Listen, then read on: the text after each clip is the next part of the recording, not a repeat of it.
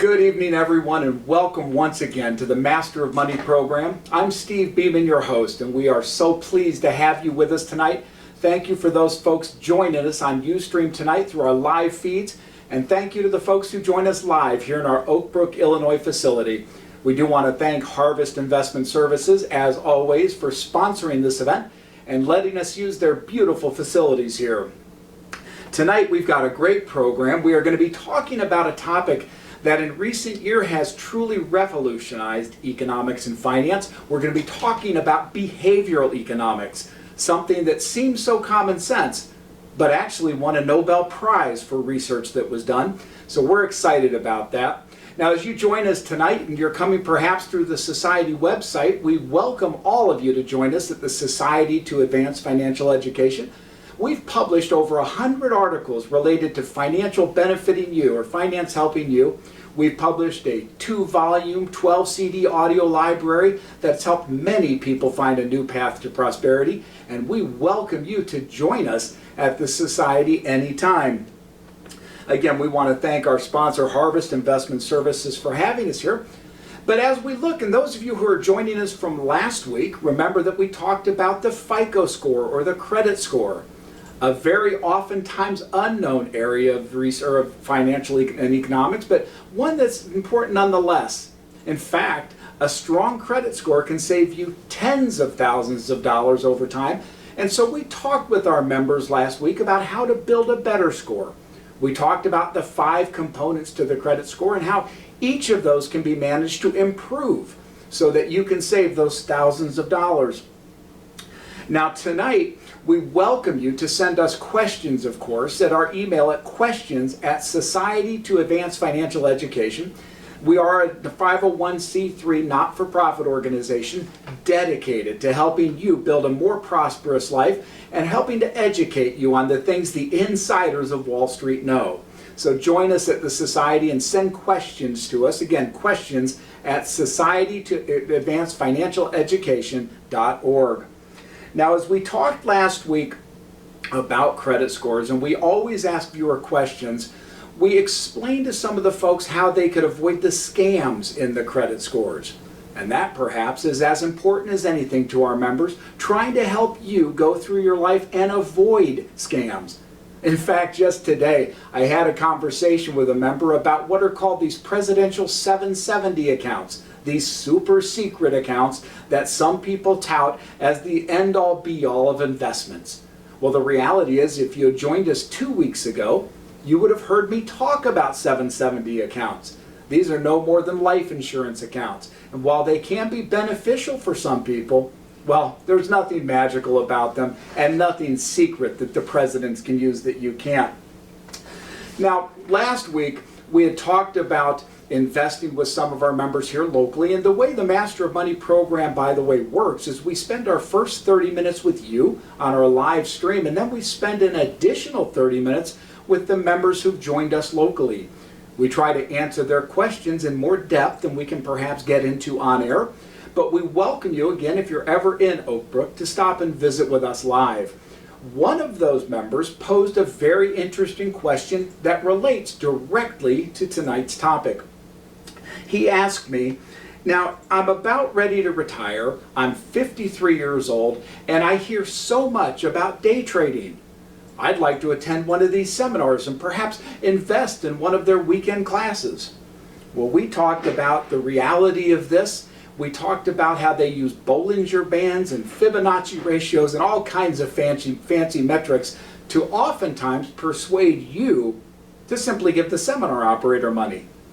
Well, a big reason that these trading systems do or don't work for our members is that there's something called behavioral finance.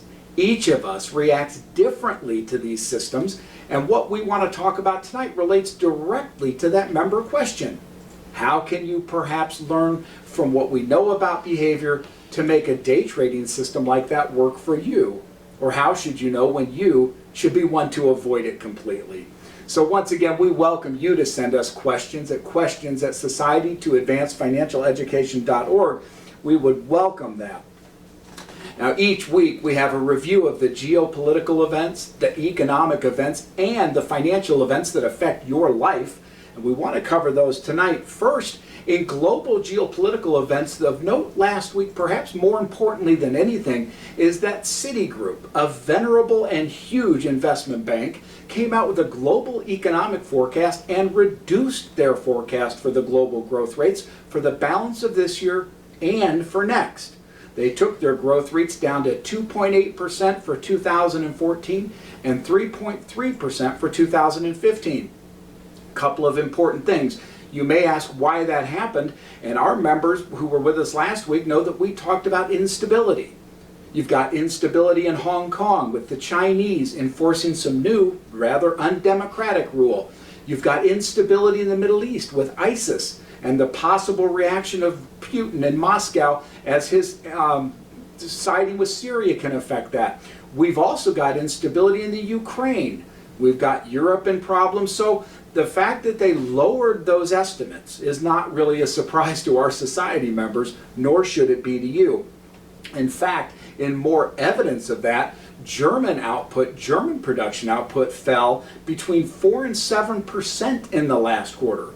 And that is directly a result of the enormous instability we're seeing in the Middle East and in the Ukrainian area. The German economy driving the European economy is not looking too great.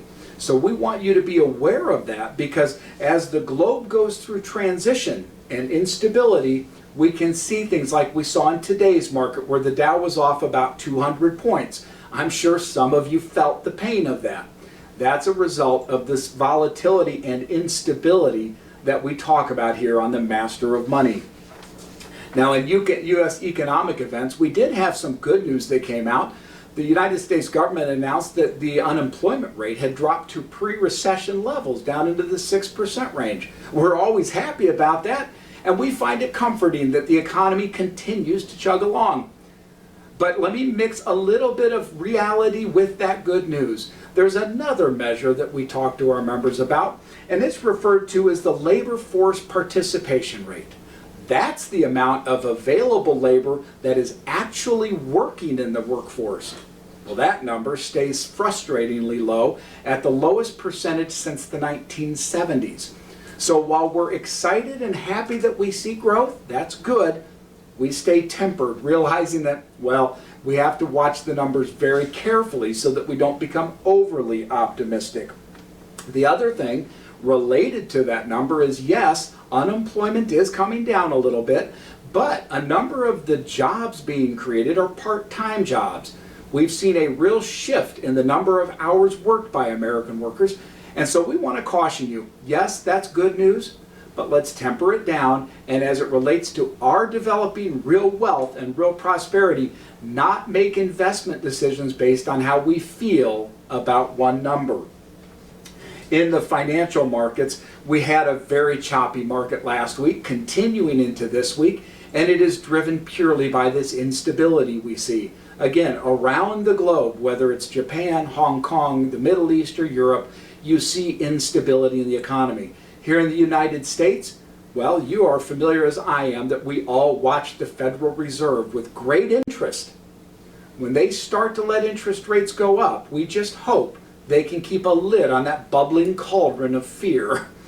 Now, the other thing that's interesting, and I mentioned this to you because, well, I happen to be an avid coffee drinker.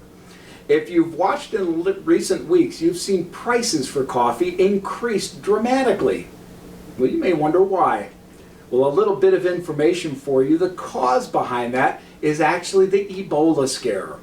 A lot of cocoa beans are produced in the Western and Central African nations of Liberia and Sierra Leone. Well, as the Ebola fear has affected their economies, well, that affects our coffee prices. So we hope that that will stabilize and that those folks will find health and not be consumed by this awful, dreadful disease. A couple of other things you should be aware of. Walmart, this great big retailer who provides us not just the cheap imported goods that we all use, but for some of us provides the last bastion of employment in our older years. They announced this week they were going to start selling healthcare as well. They call it Healthcare Begins Here. Well, we will see whether Walmart can put out a health plan and a sales organization to do that efficiently and effectively. But who knows? Maybe Walmart will be our cradle to grave protection. And in one final note in the financial markets, we talked several weeks ago about American brands that are owned by overseas companies, whether it's 7-Eleven, which is owned by a Japanese company, or Pabst Beer, just recently bought by the Russians. Well, last week, that old line hotel, the Waldorf Astoria, was bought by the Chinese. Now, there are a couple of interesting notes to that. I'm old enough to remember when the Japanese bought Rockefeller Center in the early or late 1980s. Well, that didn't turn out so well for them. We don't know that the Chinese experience will have that happen this time around, but we do recommend, if you work at the Waldorf, you might brush up on your Mandarin. Now tonight, we're going to take a brief message, but before we do that, I want to introduce our topic for you. We're going to be talking about behavioral economics and behavioral finance. Again, this seems like such common sense, but what we've been able to do over the last 20 years is quantify how people make decisions and how those decisions affect their investment performance. So we're going to share with you the 3 big decision frameworks people use and how you can avoid having those control you. Well, we'll be right back after this brief message and continue with behavioral finance.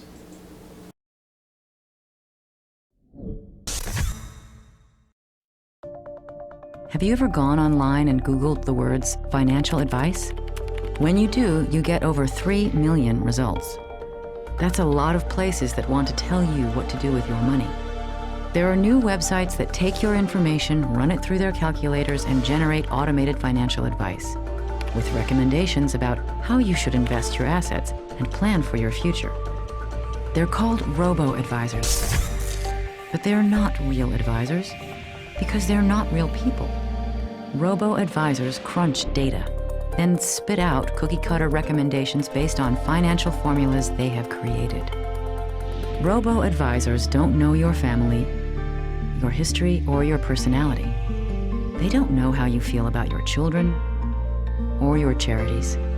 They don't understand what you hope to accomplish with your money. So here's the question. How can you trust financial advice from a source that doesn't actually know who you are or how you feel? You can't. Why? Because you are a person, not a number. You're an individual, not an algorithm. To get personalized advice, you want a qualified financial advisor who knows you, not a computerized avatar that thinks it does. You want an advisor with proper credentials and credibility, supported by an organization with compliant process and protocol. That's what we have. That's who we are. And we have the ability to understand you better than any computer program. Of course, we have the latest innovative technology too, but we use our technology differently. We use technology to support our expertise, not to replace it. We analyze, evaluate, and interpret your data to provide advice specifically for you. Advice about how to achieve your unique financial goals. Robo-advisors can crunch numbers, but numbers are only part of your story. The formula we follow puts you in the center of the equation, and that's exactly where you want to be.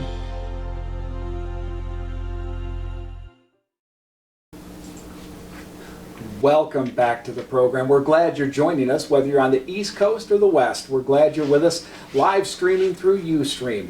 Now, we have heard from some that the volume is a little hard to hear. We're working on that. We hope to hear from you about it. Again, use questions at Society to Advance Financial Education and let us know how your experience is. We do every week try to improve the experience for you, and it's important to us that you get the best we can do. Now, in looking at effective behavioral finance, as I said, there are 3 big decision frameworks people use to invest their money. And the first thing I want to talk about is what's known as heuristics.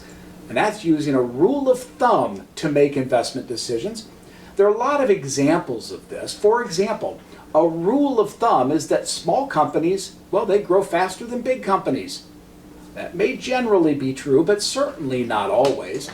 A second rule of thumb is that low PE stocks, or those companies that are priced favorably to their earnings, outperform companies without low price to earnings ratios. Again, while that may be generally true, not always does that play out. You know, we have a lot of issues with heuristics in our decision processes, and we need to avoid our natural tendencies to look at rules of thumb as we make those decisions. So we look at that number one thing, and we want to eliminate rules of thumb from our decision process. Secondly, we want to talk about framing. And this is a hugely important issue because people frame their decisions based on their own experiences. If you live in Chicago, as I do, and you've been to the Board of Trade, there's an old joke among the traders that if it's raining in Chicago, it's raining all over the world. We frame decisions based on our own experience, and oftentimes that framing can create an environment in which we make the wrong decision for the wrong reason. There's an old joke about a family at Thanksgiving, and when the mother goes to cook the turkey, she pulls the legs off the turkey. Well, when her friend says, "Why do you do that, Mom?" she says, "Well, I think that's what you have to do to cook a turkey." Well, a little later, that person talks to the grandmother and says, "Why did you always pull the legs off the turkey?" And the grandmother says, "Well, that's how big my pot was." The point being, we follow rules even though they may not be the accurate thing to do. You know, it's easy that sometimes if you have a hammer as your tool, every problem seems like a nail. So framing the decision is an enormously important part of what people do. And third is general inefficiency, the idea of fearing loss more than pleasuring gain. We have emotions, all of us, from fear and greed and happiness and sadness. Well, we know that these general inefficiencies create a situation in which we make suboptimal decisions. People frequently in the world of trading, for example, will look at a stock that looks to go up and the model and the process says buy it, but their fear of losing money creates a world in which they no longer should do that. Now, what we want to do next is we want to look at it and we want to explore the whys and the hows and talk about how we can benefit from it. First, if we look at how we came to understand these heuristics, it was in the 1990s that the growth of computer systems and quantitative processes began to rule the world. In fact, it was during that time that I was fortunate to own part of Chicago Investment Analytics, a firm pioneering the use of quantitative stock selection models. We used to joke about a book called A Random Walk Down Wall Street by Burton Malkiel. It talked about how the markets were perfectly efficient and that all information contained in the public domain was set in those stock prices. Well, we didn't believe it. We believed that the numbers told a different story. As we proceeded through the 90s, even the academic community began to accept something called weak form efficiency, meaning that for every stock in every market there are pockets of inefficiency that can be exploited by investors to gain superior returns. So as we came through the 90s and we increased computer power, we increased the speed at which people could trade. First, we saw the enormous explosive growth in day trading. Well, that was an enormously big area, and today still is. The idea being that you can use stochastics, you can use Fibonacci ratios, you can use different measures to go catch stocks shortly on their way up before they head down and walk away with a handsome profit for the day. Well, adding to that globalization that came about, we had more and more data being used by more and more enterprises. In the last 10 years, we've seen the growth of high-frequency trading. You may have heard of this on the news because we have professional trading firms that now are engaged in trading at a rapid microsecond pace. Well, the interesting thing about all of those, whether it's high-frequency trading, global trading, day trading, or quantitative investing, they all have to do with the numbers. They eliminate the emotion of the decision. Now, the impact of developing those computer-based systems is the changing of what's called alpha. This is one of those complex terms that people like to throw around, and if you've met with your investment advisor, they probably have used the term. What alpha means to you is the idea of a risk-adjusted excess return. In other words, you earned more than the risk you took. Well, as all the computer systems have grown and all of the frequencies have shortened, the concept of achieving alpha or a risk-adjusted excess return, well, that's gone out. Now, as markets have arbitraged that out, meaning they've traded it away, novice investors have been duped out of millions of dollars. This goes to the question asked by that gentleman last week about his interest in going to one of these day trading seminars. Novice investors are drawn to the natural greed of saying, look, I want to make quick profits now. Well, the fact of the matter is the speed of the markets has wiped out much of the return that could be generated by these trading systems. They all look good in the rear view mirror, but looking forward, they may not nearly have the power that they should. So what's the solution? If we've pointed out the 3 decision processes that you use, and we've looked at how the markets have changed in response, what is the solution for you? Well, number 1, we believe it's important to know that discipline eliminates emotion. There's nothing more powerful than having a non-emotional decision process when it comes to investments. The scariest phrase I think I've ever heard is, I love that stock. I don't fall in love with stocks, and neither should you. We own investments for the purpose of selling them. And when you let the emotion of the situation get the betterment of you, you lose. Never was this more evident than in 2009. The markets, as you may recall, went from 13,000 down almost in half. Well, how many people caught up in the emotion of the moment sold at the bottom? Reality, we've come back to more than doubling that number since then. So we want to watch the emotion, and this is the number 1 reason day traders fail. What happens is the system says to make a decision, buy or sell, and the fear, uncertainty, and doubt within the day trader themselves is what causes them to miss the trade. It happens every day. Now, we know that if you're disciplined about your process, that in the short term, momentum can capture the emotion of the marketplace. This is how technicians have made money for the decades they have. You have emotion, traders have emotion, markets have emotion. If you're interested in playing that, then you need to be comfortable with momentum. Near-term moves in the price and the volumes, those things can actually affect greatly how you invest in your decisions. So understand that momentum is a short-term measure that can capture some of that emotion. Now, we like to always help you have the rubber meet the road, to put it mildly. So I'm going to give you some investment ideas. Now, again, the Society is a not-for-profit organization. We don't sell investments here. Our mission is to educate you. So we want to give you some ideas of funds and exchange-traded funds that you can invest in that actually do some of what we're talking about. Well, there's something called the Bridgeway Aggressive Investors Fund.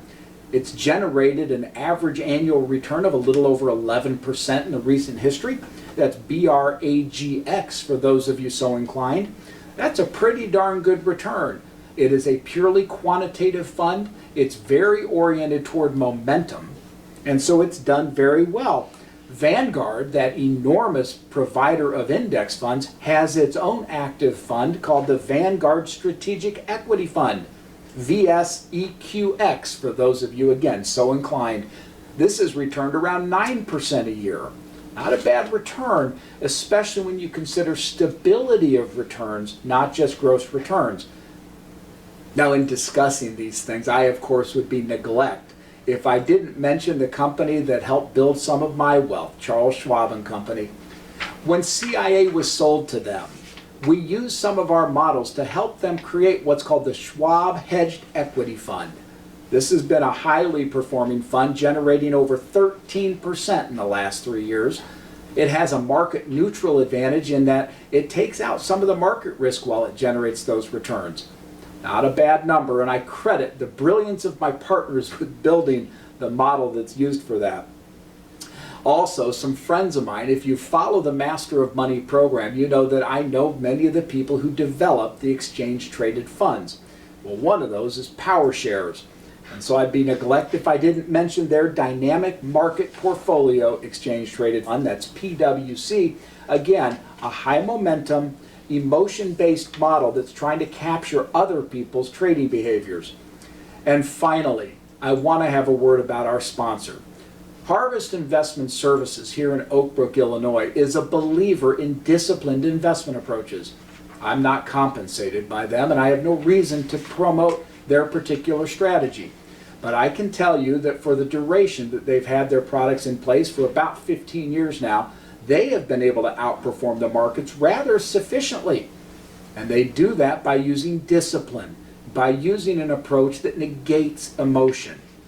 If your advisor isn't doing that, well, I would urge you to have a serious talk with them. So as we look at what might be invested in, what should you avoid? Well, the number one thing you should avoid is something that we call the first rule of investing. It's a pitfall that many people don't get. And I call that first rule, know thyself. If you're going to manage your own money, you need to understand the type of person you are. Are you disciplined enough to follow the numbers, or do you let your emotions get in the way of your decisions? I've had these discussions for 30 years with people in the markets. The fact of the matter is, people tell me all the time, I love that stock, I don't ever want to sell it. That is a recipe for death. Don't fall in love with your stocks. Use them for what they are. The other thing, when it comes to know thyself, we are in an environment now that's supercharged politically. Some people on the right or on the left get so caught up in the political heyday that they forget that there's a reality to the markets. How many people, again, 2009 and beyond, got out of the market because they were afraid of Washington? They've been very wrong. How many people bought gold because they saw the Federal Reserve collapsing the dollar? They were wrong. Now, we're not suggesting politics and economics aren't linked, but we want to be very careful that we are disciplined enough to eliminate that from our investment strategy. The second rule of investing that I like to talk to folks about is the idea that the past indeed is relevant, but it's not conclusive. Just because something happened before doesn't mean it will happen again. In psychology, they call this continuity bias. Well, we have to be careful of that as investors because it's so easy to get trapped into the routine to say, well, here's what happened before, it will by necessity happen again. No, it won't. The world can be different. Things do happen differently. Yes, history repeats, but when you think about it, it doesn't repeat perfectly. There's always a different twist or a different nuance, something different that makes it appear like it was a surprise. So we want you to know yourself and look to the past for guidance, but don't live off of it. The third thing, and this is relevant to those of you like our viewer who ask us the question, what do you do about those day trading systems? Do they work? Should you invest your hard-earned money in them? Well, I'd like to give you this piece of advice. If the system's so good, why are they selling it? I mean, think about it. If I have an investment system that can return 15, 20, 30% a year, why would I want you to have it? It just seems the more people who chase that system, the more efficient it will become and the less alpha it will have. So I'm a little bit questioning and curious when people sell their systems, because if they're so good, why would they sell it? 3 things that you should most definitely think about in your investing world. Now tonight, we've touched on the surface of behavioral finance, and here at the Master of Money show, we're not able to go into the details that we would like. So once again, we welcome you to stop in Oak Brook, Illinois, and visit with us in person, or see one of our shows as we go around the country. I've got a number coming up, and we hope to see you at those. Well, you're not going to get a Nobel Peace Prize for what you've learned tonight, even though there was a Nobel Peace Prize issued for research into behavioral finance, but you know what? You're now up to speed a little bit better. And when you talk to your broker or your advisor, you have an education in something they may not be familiar with. Maybe you can educate them. Most importantly, if you take away one thing from tonight, Don't let your emotion get the best of you in investing. It's a numbers game. Now, as always, if you have questions, we welcome you to write us at questions@societytoadvancefinancialeducation.org. Again, we're a not-for-profit organization dedicated to giving you a friend in the financial services industry. Oftentimes, I'm sure you feel alone, that nobody's there to step up for you. Well, the Society is there for you, and so we welcome you to join us at the Society. Sign up for a silver membership. Receive our reports that we put out every couple of weeks. Join us here on the Master of Money, and we'll do our best to give you a better path to prosperity. Now, next week, we get to cover a really fun one. We're going to cover the difference between capitalism and socialism. Two very different systems that are highly debated in the world today. We're not going to get political, but I assure you it's not going to be for the faint of heart. Now, the Master of Money program is written and produced by the Society to Advance Financial Education. I want to thank Ron Blake and Ron Blake Music for providing the jazz music you hear in the pre-show. And I want to thank Jim Aremka, our producer, who puts together all the work to make this come out live to you. I want to thank Harvest Investment Services for sponsoring us. And I want to thank you, our viewing audience. You know, we are, as I've said, a not-for-profit group, and we rely on viewers just like you. If you like what we do, just below the video screen on our site is a GoToFundMe button. You can click right on that. If you're able to contribute $5, $10, $100, it helps us promote a message of prosperity to all the people around the world who need it so badly. We live in a world today where fear and uncertainty are driving people's decisions. We want you to help us make that not the case. Help us to restore true optimism, grounded in knowledge that people can use to build better lives for themselves, their children, and indeed their grandchildren. So step up. Click on that button for us. Provide what you can. It's important to you, it's important to our nation, and indeed it's important to the world. As always, we do thank everyone. We look forward to seeing you next week when we talk about capitalism versus socialism on the next Master of Money.